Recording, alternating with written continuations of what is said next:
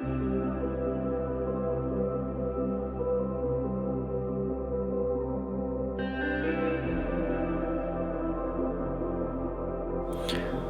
रास्तों पर इस वक्त हम निकले हुए हैं, ये रास्ते जाते हैं मांडवगढ़ की तरफ। मांडव वेस्टर्न एमपी के मालवा रीजन में एक छोटी सी पहाड़ी पर आबाद एक खूबसूरत सा कस्बा है जो मशहूर है अपनी नेचुरल ब्यूटी और अपने खूबसूरत मॉन्यूमेंट्स के लिए।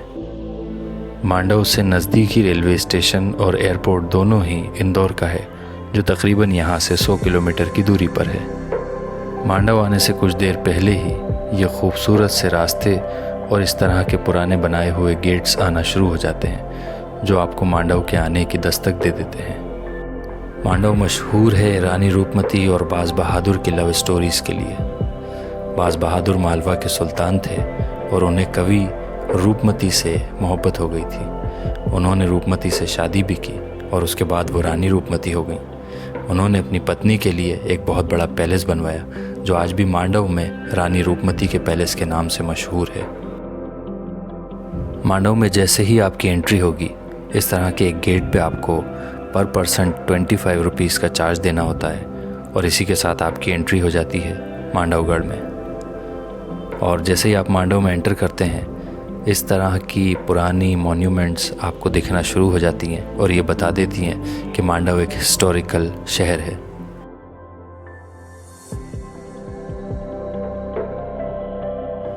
मांडव आते ही सबसे पहली और सबसे बड़ी मॉन्यूमेंट जो आपको दिखती है वो ये है, ये जामी मस्जिद है। इसके पीछे होशंग शाह का मकबरा है और ये मांडव का बस स्टॉप है। आप यहाँ पहुँचेंगे तो यहाँ आपको नाश्ते के लिए कई चीज़ें मिल जाएंगी। सामने की तरफ मस्जिद के बिल्कुल अशरफी महल है और इस तरफ रानी रूपमती बाज बहादुर के पैलेसेस के लिए रास्ता जाता है। मांडव एक छोटा सा टाउन है जो इसके आसपास ही आबाद है बस। ठंडे मौसम में जामी मस्जिद के सामने बैठकर चाय पीने के बाद हम सीधे निकल गए रानी रूपमती पैलेस के लिए। नॉर्मली जितने भी टूरिस्ट यहाँ आते हैं वो मांडव को घूमने के लिए इसी तरह से सर्किट बनाते हैं कि सबसे पहले वो रानी रूपमती के पैलेस चले जाते हैं, वहाँ से बाज बहादुर का, फिर वापसी में जामी मस्जिद और अशरफी महल और उसके पीछे होशंग शाह का जो मकबरा है वो देखते हुए जाज महल की तरफ जाते हैं और उसके बाद सनसेट पॉइंट और केव्स हैं कोई वहाँ पे, वो देखते हुए रिटर्न होते हैं।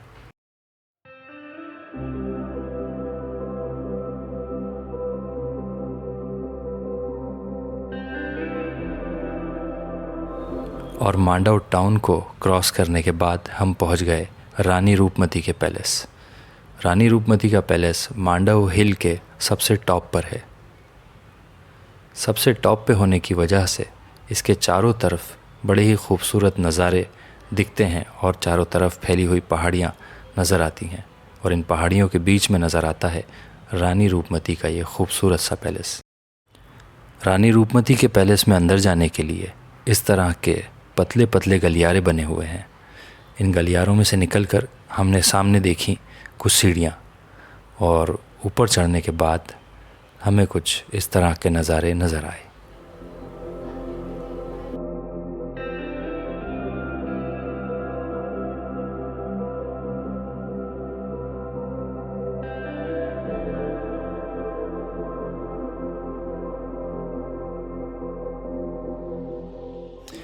और ये है रानी रूपमती का पैलेस अंदर से।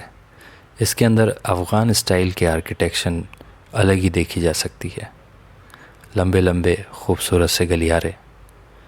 इसके अंदर कुछ जगहों से सामने ही बाज बहादुर का महल दिखता है और बाज बहादुर के महल से ये महल बिल्कुल क्लियर दिखता है। और गाइड जैसा बताते हैं कि बाज बहादुर अपने महल से और रानी रूपमती अपने महल से अक्सर उन स्पॉट्स पे आकर एक दूसरे को देखा करते थे।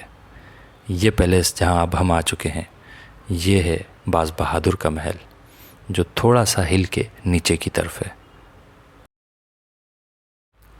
बाज बहादुर का ये पैलेस इस वक्त तो अपनी बहुत अच्छी कंडीशन में नहीं है, लेकिन इसके अंदर का जो स्ट्रक्चर है और जो वर्क है उसमें, उसको देख के अंदाज़ा होता है कि ये किसी ज़माने में बेहद खूबसूरत पैलेस रहा होगा। बाज बहादुर का पैलेस देखने के बाद हम पहुंच गए थे इको पॉइंट और दाई माँ के मकबरे। एक लोकल ने बताया कि उस ज़माने में जब भी किसी को दाई की ज़रूरत होती थी तो वो इस स्पॉट पे आकर सामने दाई माँ के घर की तरफ आवाज़ लगाता था।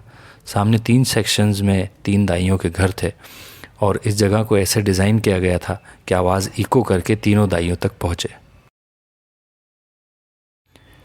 और ये है अशरफी महल, जो मैंने मांडव में एंटर होते ही आपको बताया था, और सामने है जामी मस्जिद। ये अशरफी महल के अंदर का हिस्सा है। ऐसा कहा जाता है कि उसी ज़माने में अशरफी महल किसी जंग की वजह से टूट गया था, क्षतिग्रस्त हो गया था, इसलिए अब इसके ऊपर का हिस्सा ज़्यादा मौजूद नहीं है।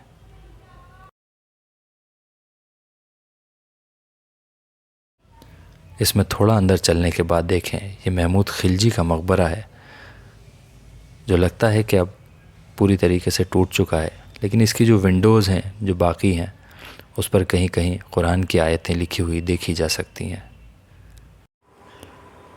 और अशरफी महल के ऊपर की तरफ ये एक पत्थर है जिस पे मांडव की खूबसूरती के बारे में कुछ बातें लिखी हुई हैं। ये फ़ारसी ज़बान में है और इसके बिल्कुल सामने से दिखाई देता है जामी मस्जिद। और ये वो डोम है जो सामने की तरफ से दिखाई दे रहा था जामी मस्जिद का। अंदर इसमें मार्बल के छोटे छोटे पीसेस से काम किया हुआ है। पुराना होने की वजह से ये थोड़ा सा अब इतना क्लियर नहीं है उसकी फ़िनिशिंग, लेकिन ये बहुत खूबसूरत रहा होगा अपने ज़माने में। इस डोम के अंदर से जैसे ही आगे बढ़ के हम चलते हैं तो सामने दिखाई देती है हमें जामी मस्जिद। आपको दिख रही होगी कि खूबसूरत है और काफ़ी ओपन है। मस्जिद के सामने गार्डन बना दिया गया है अब, और बहुत ही बड़ी जगह में है, बहुत ही बड़ी जगह में। अनफॉर्चुनेटली यहाँ पर नमाज नहीं होती है, जिसका देख के काफ़ी अफसोस हुआ। इतनी बड़ी, इतनी खूबसूरत मस्जिद है, अगर यहाँ नमाज की परमिशन दे दी जाए तो बहुत ही अच्छा रौनकदार माहौल हो जाएगा यहाँ पे। लेकिन हो सकता है गवर्नमेंट के कुछ रीज़न्स हो, आर्कियोलॉजिकल डिपार्टमेंट में ये हेरिटेज है एक तरीक़े से, तो पता नहीं इस वजह से शायद इसको नमाज की परमिशन नहीं है यहाँ पे। मस्जिद के अंदर काफ़ी सारे लोग थे और मस्जिद के पीछे की तरफ ये जो है होशंग शाह में के मकबरे में जाने का ये दरवाज़ा है। थोड़ा सा मस्जिद के साइड के रोड दरवाज़े से बाहर आकर और पीछे की तरफ गलियारों में होके जाएं तो ये रास्ता यहाँ से मिलता है। ये होशंग शाह का मकबरा है जो वाइट मार्बल में दिख रहा है, बिना 4 पिलर्स का, ताजमहल टाइप। फिर इसके बाद हम पहुँच गए थे जहाज़ महल। जैसा कि मैंने आपको बताया था, नॉर्मली इसी सर्किट पे लोग टूरिस्ट यहाँ पे कवर करते हैं। पहले रानी रूपमती, फिर बाज़ बहादुर, फिर अशरफी महल और मकबरा और जामी मस्जिद, और फिर जहाज़ महल की तरफ आ जाते हैं। इसकी खूबी ये है कि इसके चारों तरफ पानी के पाउंड्स बना दिए गए हैं और बीच में ये जो है जहाज़ महल, ये पानी के पाउंड्स में बीच में बिल्कुल जहाज़ की तरह खड़ा हुआ दिखता है। और मांडव के अंदर जितने भी अभी पैलेसेस हैं उन सब में सबसे ख़ूबसूरत और सबसे अच्छी कंडीशन के अंदर यही पैलेस मुझे नज़र आया, और कंटिन्यूसली इसके ऊपर जो है वो काम भी चल रहा है। मुझे ऐसा लगता है कि यहाँ मेंटेनेंस चलता रहता है। मांडव में आप किसी भी पैलेस में जाते हैं, रानी रूपमती, बाज़ बहादुर है या जामी मस्जिद है या ये अशरफी महल है, तो जो आर्कियोलॉजी डिपार्टमेंट है उन्होंने सिर्फ 25 रुपये पर पर्सन का टिकट रखा हुआ है, जो मुझे इतना ज़्यादा नहीं लगा। और बच्चों के लिए तो 14 साल से अंदर के बच्चों को वो free of charge he allow करते हैं अंदर। और ये जो पैलेस सामने दिखाई दिया था अभी, ये पैलेस जो है ये हिंडोला महल नाम से मशहूर है। इसको आप देख सकते हैं, ये टी शेप में बनाया हुआ है। मतलब ये जो है ये एक 1 लाइन है सीधी स्ट्रेट, और फिर ये इधर से निकली हुई है और उसके अपोजिट साइड से भी ऐसा निकला हुआ है, तो टी शेप है। और ये अंदर का हिस्सा है जहाज़ महल, हिंडोले महल के। और यहाँ पे बताया जाता है कि वो बच्चों को झूला दिया जाता था, अंदर पालने थे बहुत सारे, तो वहाँ बादशाहों के या बादशाह के ख़ानदान के जो लोग थे उनको झूले दिए जाते थे, तो इसको इसलिए हिंडोला महल कहा जाता था। और अब हम पहुंच गए उसके बाद फ़ौरन वहाँ से बिल्कुल ही नज़दीक, मेरा ख्याल 1 किलोमीटर की दूरी पे सनसेट पॉइंट है, जो कि वाकई सीरियसली बहुत ही खूबसूरत स्पॉट है यहाँ पे। और आप अगर यहाँ पे आएँ तो ज़रूर इस स्पॉट को एक्सप्लोर करें।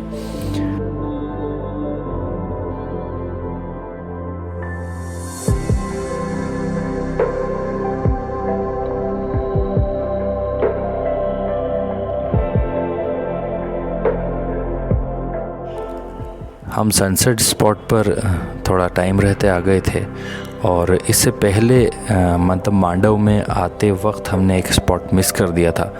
तो क्योंकि हम थोड़ा जल्दी आ गए थे तो मैंने सोचा कि फिर ये स्पॉट जो है इसको कवर कर लिया जाए। ये है काकड़ा खो वाटरफॉल। थोड़ा मुश्किल नाम है लेकिन स्पॉट बहुत खूबसूरत है।